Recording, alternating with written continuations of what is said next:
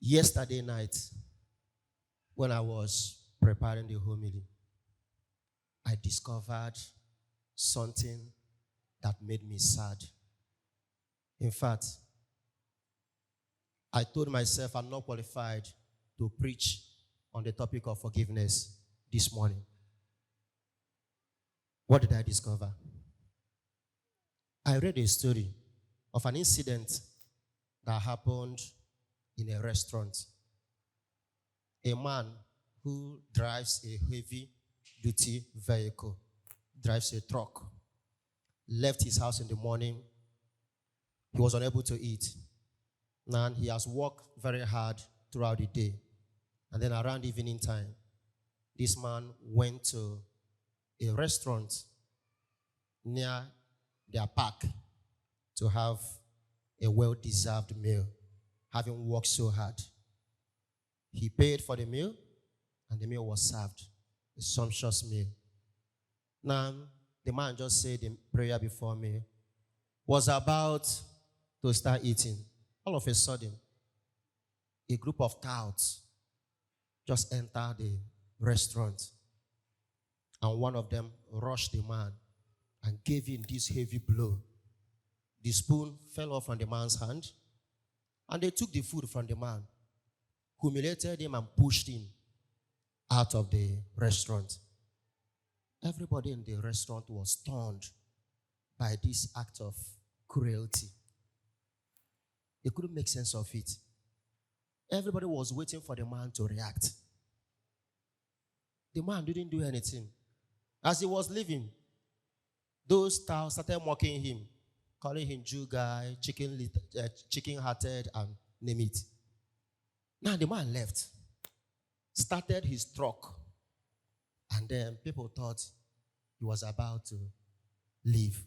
The next thing he did, surprise everybody. He turned his truck. The motorcycle those touts came with, this man positioned his truck and crushed the whole 10 motorcycles. Everybody in the restaurant was so happy. Myself, when I was reading the story, immediately I came to this happy ending. I was so happy. I said, thank God. Good riddance to rubbish. This man deserves, those boys deserve more than this. But immediately, I remembered the word of Jesus. Love your enemy and pray for those who persecute you. Then I became afraid. Why was I afraid? There is something in me that is not disposed for forgiveness. Because I was happy with the ending of the story, with the way it ended, immediately I knew that my nature was not disposed for forgiveness.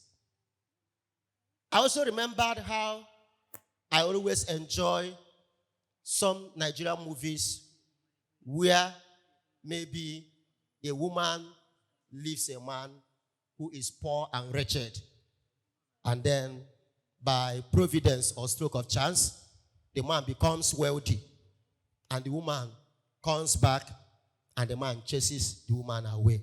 I always enjoy such movie. In fact, if this kind of ending doesn't come in the first part, I will look for the second part to make sure that such a woman receives enough punishment for abandoning the man. Now, if you have ever enjoyed a story with this kind of ending, you should be afraid. Why you should be afraid is this, that your nature is not disposed for forgiveness. And I have to be honest with you. We are not wired to forgive. No human being is wired to forgive. What is natural to us is revenge. Pay back evil with enough evil. If you maximum evil, that is what is natural to every human being. Not just about human being, even in nature. There is no forgiveness in nature. There is no forgiveness in nature. For those of you up there in the gallery, if you make mistake of jumping from that gallery to this ground, you may crash to your death. Because the law of gravitation will take its course.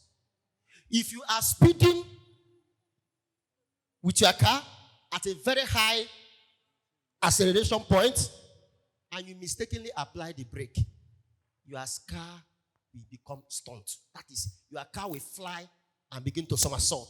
That is the law of nature. That is the law of motion taking its course. From time to time, I watch National Geographic Channel. I see the way bigger cats hunt on small animals. You see the way a lion or a tiger goes after antelope. There is no forgiveness. Even the cry of the antelope will not stop the lion from making the antelope a dinner, supper, or lunch. It will not stop it. So, just get it now that your nature is not disposed for forgiveness. Once you understand this, then you begin to realize what point Jesus is making today. The point Jesus is making today is that forgiveness is the only thing that can lift our nature above our base disposition. It's only forgiveness that can lift our nature to the level of divinity. That is why the saying goes, to err is human, to forgive is divine. It takes more than human disposition to forgive. It takes more than human disposition to forgive. Because it's not rooted in our nature.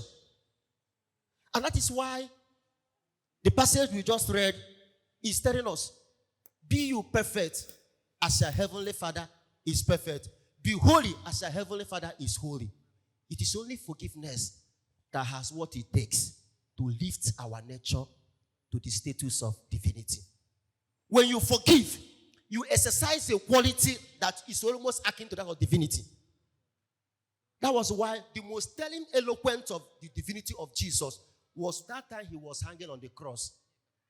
With the mocking from the soldiers and all the insult, he was able to say, Father, forgive them, for they know not what they are doing. Revenge can be sweet. Revenge can be fulfilling. That is, there is this closure, there is this healing that comes from having known that you have gotten even with your enemy.